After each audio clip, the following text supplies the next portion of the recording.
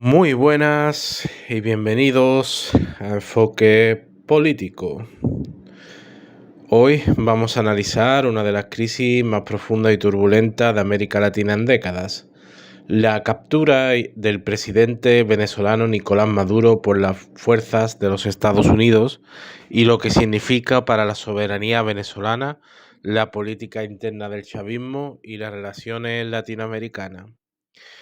El 3 de enero de 2026, una operación militar relámpago se dio en Venezuela. Las fuerzas estadounidenses atacaron objetivos y capturaron al presidente Nicolás Maduro Moros y a su esposa Cilia Flores, trasladándolos a Nueva York para enfrentar cargos penales en los tribunales federales de Estados Unidos. El presidente estadounidense Donald Trump declaró públicamente que la Casa Blanca tomaría el control de Venezuela hasta que pueda haber una transición segura y ordenada para Estados Unidos, o desde la visión efectivamente de los Estados Unidos, en lo que es posiblemente la intervención más directa y expuesta de Washington en América Latina desde la invasión de Panamá en 1989. La operación fue apoyada por una escalada de bombardeo y ataques sobre las instalaciones militares venezolanas y ciudades clave, dejando un número de muertos importante y una enorme conmoción social dentro del país. Tras la captura de Nicolás Maduro, la vicepresidenta Delcy Rodríguez fue designada presidenta encargada por el Tribunal Supremo de Justicia venezolano, un órgano fuertemente aliado con el régimen anterior. Oficialmente, Rodríguez ha afirmado que Venezuela se encuentra en un nuevo momento político de reconciliación con la liberación de los presos políticos, aunque organizaciones de derechos humanos han denunciado que la mayoría de anuncios carecen de transparencia y que cientos de presos siguen detenidos. Estratégicamente, ha comenzado una reapertura de relaciones diplomáticas, incluyendo contacto directo con la administración estadounidense.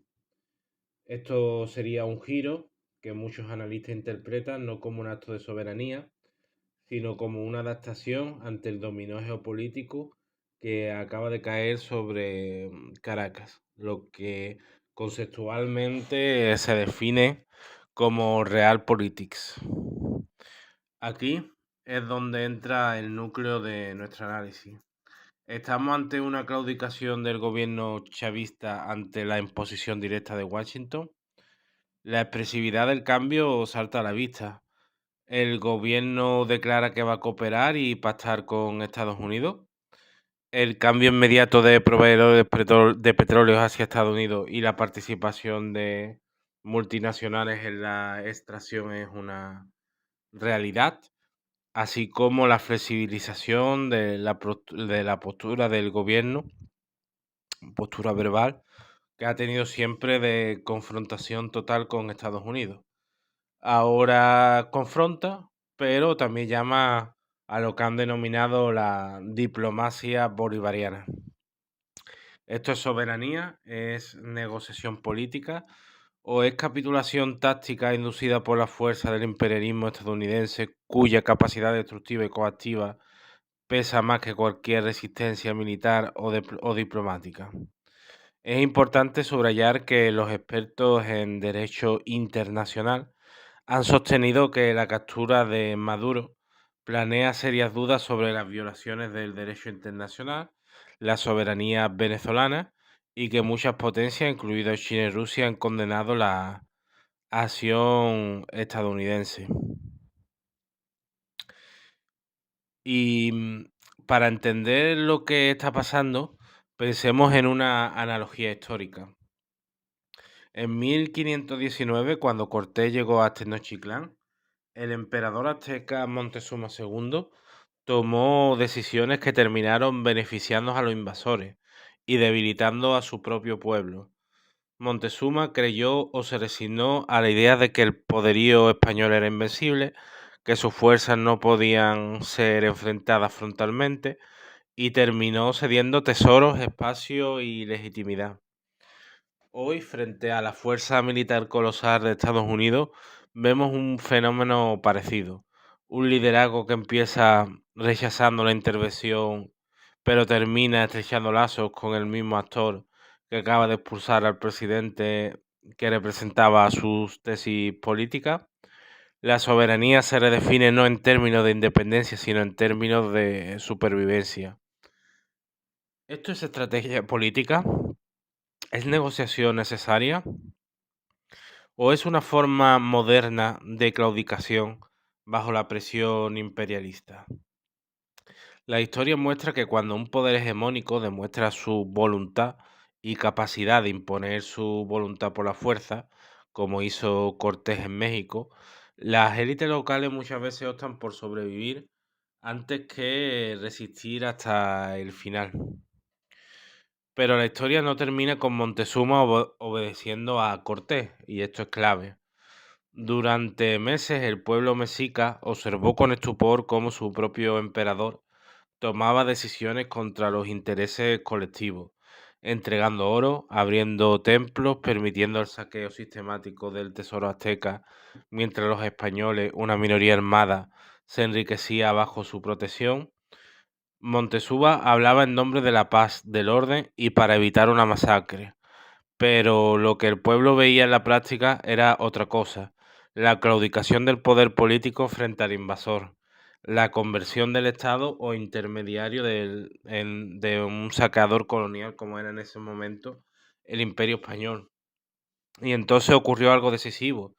El pueblo dejó de reconocer la autoridad de quien gobernaba sometido al enemigo. El mito de la invencibilidad española empezó a resquebrajarse, no por un cálculo diplomático, sino por la evidencia del expolio material. Cuando el hambre, la humillación y el robo se hicieron insoportables, el pueblo mexica se levantó. Se produjo una rebelión abierta contra los conquistadores y contra la figura de Montezuma, que terminó siendo asesinado en medio del levantamiento popular. La llamada Noche Triste no fue un accidente histórico, fue la consecuencia directa de la ruptura entre un poder político claudicante y un pueblo que ya no estaba dispuesto a pagar el precio del sometimiento. Los españoles tuvieron que huir, dejando atrás cadáver, oro perdido y la prueba de que ningún imperio es invencible cuando los pueblos deciden dejar de obedecer.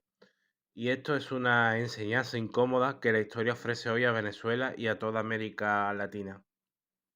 El problema no es solo el imperialismo que invade, sino las élites que por miedo o cálculo administran la derrota antes de que el pueblo haya decidido rendirse. Cuando un gobierno comienza a justificar el saqueo en nombre de la estabilidad, cuando convierte la fuerza del invasor en argumento político, lo que erosiona no es solo la soberanía nacional, sino la legitimidad misma del poder. Y la historia demuestra que tarde o temprano los pueblos reconocen la claudicación, identifican a los gestores del expolio y acaban enfrentándose tanto al imperio como a quienes facilitaron su llegada desde dentro. La pregunta entonces no es solo cara a Estados Unidos con Venezuela. La pregunta es otra, mucha más profunda y peligrosa para cualquier poder claudicante.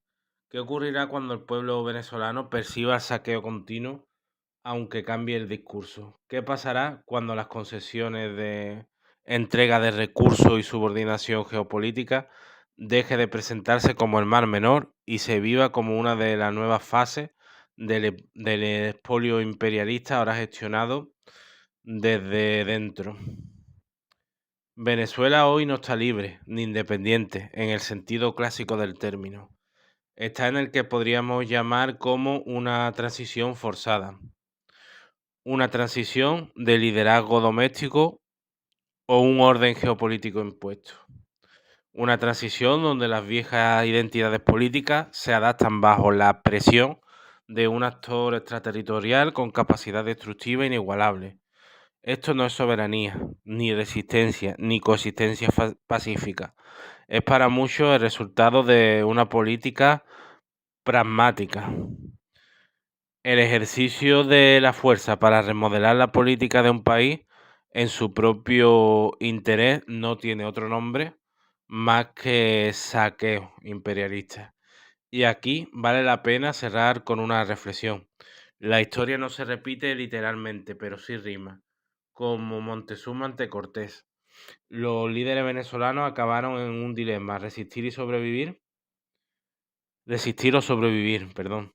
Y hoy, bajo la sombra de la potencia militar más grande del planeta, esas decisiones pesan sobre toda la sociedad venezolana, sus derechos, sus recursos y su futuro.